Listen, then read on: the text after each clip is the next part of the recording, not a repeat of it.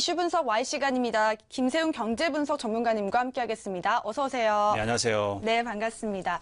자, 바로 22일이었죠. 일본 자민당이 승리하면서 중의원 선거가 일단 마무리가 되었습니다. 자, 이렇게 되면 일본 경제에도 큰 영향을 미칠 수밖에 없을 텐데 이번 이 선거의 의미는 무엇일까요? 네, 우선은 제가 생각하기에는 이제 이번에 아베 자민당이 했었던 가장 큰 이유는 아마도 아베노믹스이지 않겠냐라고 생각을 하게 됩니다. 경제가 어려워지면 사람들은 이제 각국은 그 자국의 이익을 극대화시키는 정책들을 쓰게 되는데 아마도 아베 정부가 들어서게 되면서 아베노믹스를 통해서 양적 완화를 했던 부분이 아마 서민들 경제에 영향을 미쳤고 이 부분이 아마도 이번에 3분의 2 이상의 의석을 차지하게 된 이유이지 않겠냐라고 봅니다. 전체 의석인 465석 중 이번 차지하게 된 의석이 공명당과 합해서 313석입니다. 이제 이렇게 되면 이제 내년에 이제 헌법 개헌도 가능하게 되는 의석수가 되었는데요. 아마도 이제 이 부분은 이제 정치적인 부분이 클 거고 제가 볼 때 경제적인 측면에서 본다면 이렇게 아베노믹스를 통해서 양적 완화를 통한 시장의 통화 공급은 일본 경제를 장기 불황 20년을 일으켜 세우는 시금석이 되지 않았나라고 보고요. 이제 엔고 현상 같은 경우는 2012년 10월까지 있었습니다.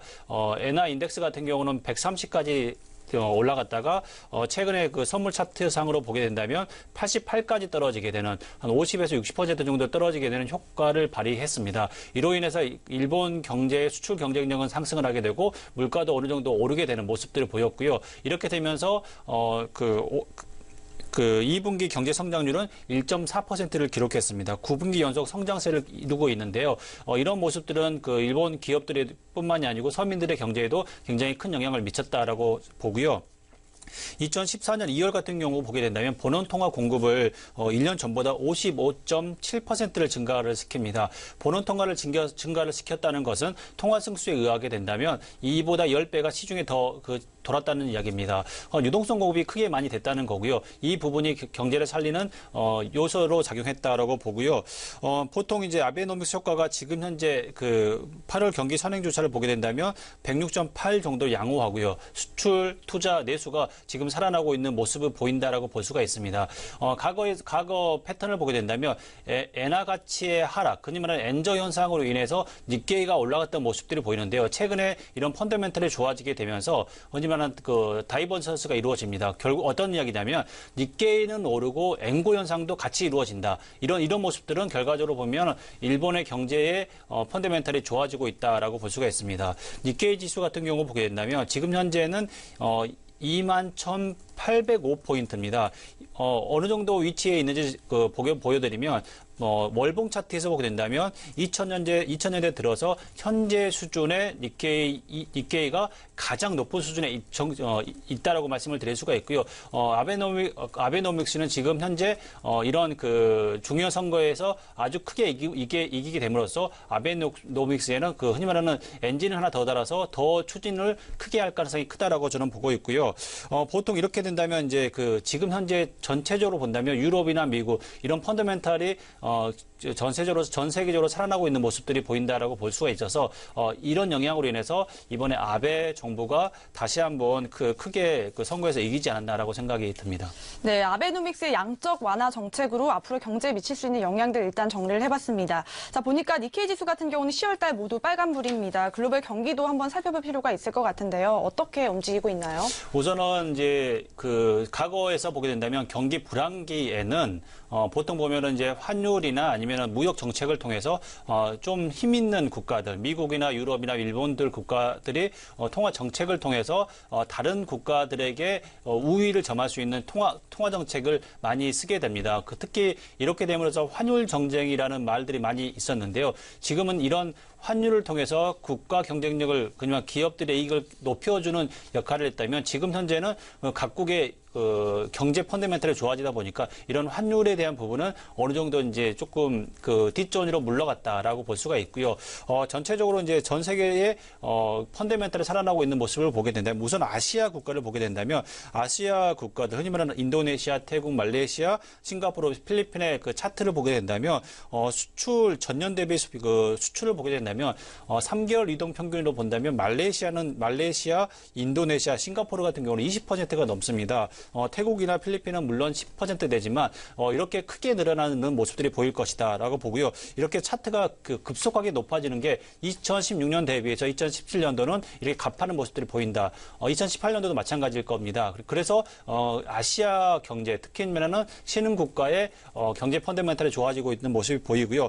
두 번째로 볼 게 이제 인도네시아, 말레이시아, 그리고 필리핀, 싱가포르, 태국 같은 경우 이런 동남아시아 국가들을 보게 된다면 GDP 대비 인프라 투자가 크게 늘어나고 있다라고 볼 수가 있습니다. GDP 대비 인프라 투자가 2010년 대비해서 인도 같은 경우는 인도네시아 같은 경우는 2배 이상 늘어나고 있고요. 이렇게 꾸준히 늘어나는 모습들은 결과적으로 향후 미래를 대비하기 위해서 지금 GDP 대비 인프라 재정 투자를 많이 하고 있다라고 볼 수가 있고요.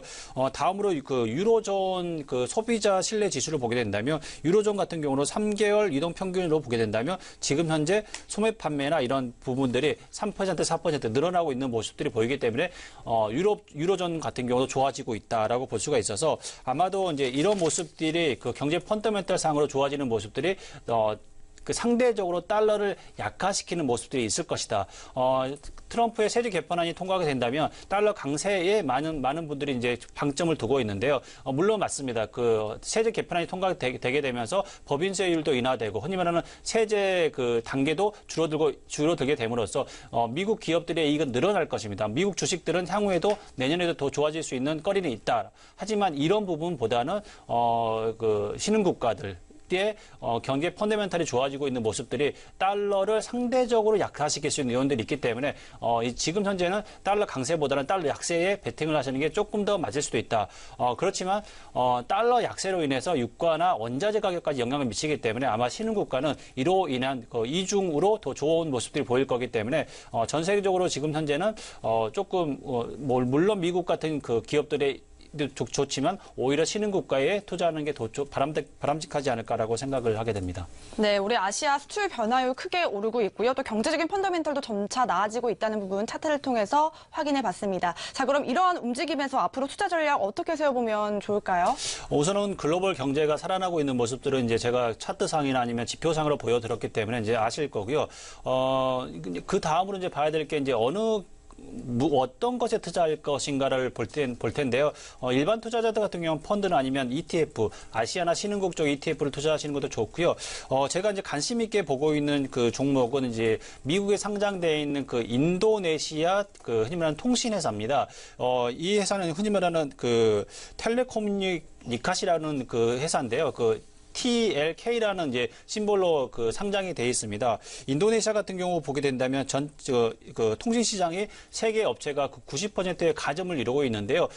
이 기업 TLK 같은 경우 보게 된다면 전체 점유율이 64% 정도 됩니다. 인도네시아 같은 경우는 세계 4위의 인구를 가지고 있습니다. 그리고 또한 스마트폰 보급률이 그 전체 보급률이 45% 정도밖에 되지 않습니다. 이런 보급률은 지금 현재 꾸준히 늘어나고 있고요. 그리고 또한 이익도 굉장히 크게 늘어나고 있는 모습들이 보이는데요. 지금 현재 그 미국에 상장이 돼 있는데 지금 가격은 고점을 찍고 나서 조정을 받고 있는 31달러 정도 되는데요.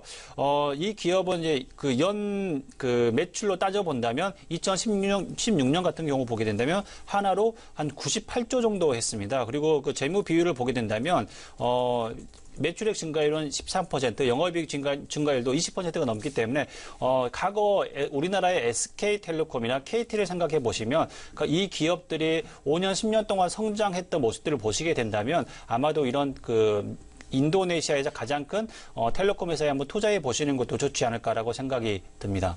네, 여기까지 아시아 경제 향후 전망 또 앞으로의 투자 전략에 대해서 알아봤고요. 신흥국 증시에도 다시 한번 관심을 가져보시면 도움 되실 것 같습니다. 이 시간 이슈 분석 Y 시간이었고요. 김세훈 경제분석 전문가님과 함께했습니다. 오늘 말씀 고맙습니다.